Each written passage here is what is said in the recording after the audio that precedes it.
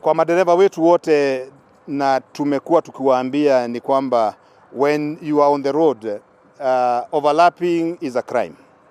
And we have continued to remind them that they should maintain the safety by not overlapping.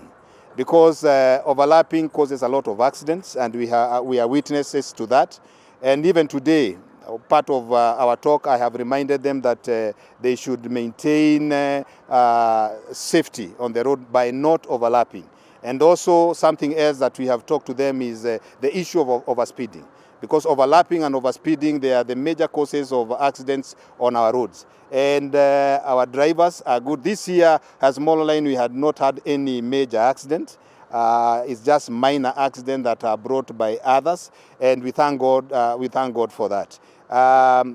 By the statistics of NTSA, by October this year, we had victims of crashes about 3,600. And out of that statistics, Molo Line, we are not there, and we thank God for that. Hii ni desturi ya Molo Line kuwa kila mwaka tunafanya kikao kama hiki cha kutukuza Mungu kwa vile ametutendea mema. Acha niseme huu msimu kulingana na vile mnajua is a Christmas season. Ni lazima tunajikaza tu, sababu mkiangalia sana mnaona mafuta bei imeenda juu sana. Na sisi hatujaguza upande wa nauli, sababu tunalilia mwananchi abiria wetu, sababu tukiwafinya sana watatoroka.